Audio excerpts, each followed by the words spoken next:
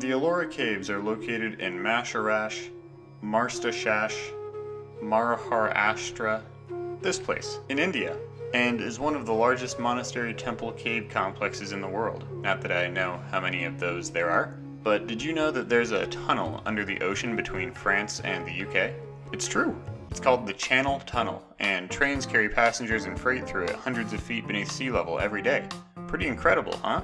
Anyway, the Ellora Caves are made up of over 100 hand-carved caves and temples, 34 of which are open to the public. They were constructed over the course of hundreds of years from the 600s to the 1000s and are devoted to Hinduism, Buddhism, and Jainism, which interestingly illustrates a religious tolerance that was probably rare in the ancient world.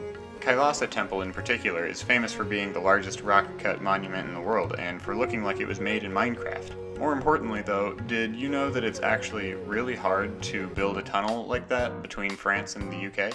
The temple is decorated with incredible statues and relief carvings depicting Hindu legends and myths, and they appear to have been painted in the past as well. You're not here for just a straight-up description of the temple though, and if you're like me, not Hindu, knowing who the statues are of probably won't mean anything to you. What you want to know is how the temple was carved, and maybe by whom. Which is funny because I absolutely cannot think of how you dig a tunnel from one country to another under the ocean. Unfortunately, the history of its creators is just an uninteresting list of kings whose only pictures on the internet look like this. But even more unfortunately, the most interesting part, the techniques used in the actual construction, are pretty much lost to history. All that's left for historians to be able to do is to speculate and estimate, and for conspiracy theorists to misinterpret those speculations and estimations. I mean, don't tell anyone, but some say our modern technology isn't even advanced enough to do what they did, because modern humans don't know how to cut stone or something. So yeah, I'm gonna have to think about that one. But what I can show you though are the quarrying and stone carving techniques that we do know today, and maybe we can safely assume that their methods would have looked somewhat similar. But if I seem a bit irritable this episode, don't worry. It's just because I'm sad that some of the only dialogue around this incredible work of human art and engineering is from a channel called Disclose Truth TV, creator of internationally renowned documentary films such as What's Inside the Moon documentary, most shocking secret ever discovered, and New Atlantean Antarctica documentary, 2020 melting ice is starting to reveal everything. And the fact that I think I might need to see this channel tunnel to believe it. In sculpture, and that's essentially what Kailasa is, you start with your basic shapes. In the temple's case, that probably meant getting it down to some cubes and rectangles that looked something like this. But to do that, you have to quarry. Get your hammers, get your chisels. So who on earth were the original builders of the Ellora Caves in India? We may not be able to exactly answer that, but we do know it was not built by ancient humans with chisels and hammers. Well, okay, I guess we can't know for sure what they used, but still get your chisels because I think they'll make a good substitute for making those marks on the walls. Those are what we in the business call chisel marks. There are obviously a few quarrying techniques through history as well, but almost every method starts with hitting this rock. Once you've made some internal fractures, pound your chisel or pieces of wood into the stone in regular intervals. If chisels, hit them. Look, this guy is using like a 2-pound hammer. We're gonna split it in two with a 2-pound hammer. Exactly. So just imagine if he used like a 200-pound hammer. If you're using wood though, get it in there and get it wet. Now wait for it to expand and to snap your rock open. Then get your crowbar or whatever you're using and pry your rock out.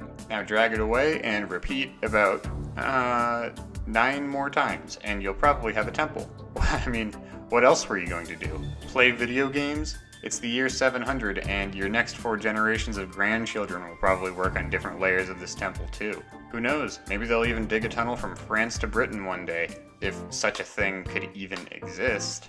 Now that you have a layer of the temple revealed, it's time to get more precise. Cut out the rooms, careful to leave room for error with every chunk you take out, and then break the excess rocks slowly with one chisel at a time. This will leave you with those marks you saw earlier.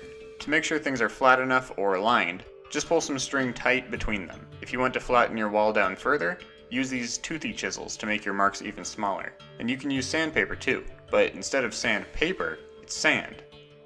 And a rock. Then it's time for sculptural details, using the same process as before, but on a smaller scale. Also, you have hundreds of buddies and hundreds of years to do this. Also, knowing this whole process, I'm starting to doubt it's even possible to make that tunnel. If all these structures were built by scooping out rocks from mountains, where did all the removed rocks go? Why do historians ignore the missing material? Now let the wind and rain take away the rock dust and sell the stone you quarried for use in construction. One day the lack of a big pile of rocks will be used as evidence that you disappeared it with more advanced technology, but there's nothing you can do about that. They'll also say that all of academia is a cover-up for the truth, since a few individual historians will make wrong estimations about how long you took to build this place. Don't worry about it. Rest easy knowing you've created an incredible work of art that will inspire people for thousands of years, like the Channel Tunnel would, if it existed. Well, okay, it probably exists, but there's no way we made it. Or, if we did, it was with technology we didn't create. Okay guys, I'll say it. I think Superman probably gave us the technology. I mean, think about it. From Krypton. Or he punched the tunnel open with his classic dynamite fists. Oh shoot! The tunnel was completed in 1994. There's lots of documentation on how they did it. I guess not knowing exactly how something was done wasn't necessarily evidence that frickin' Yoda did it.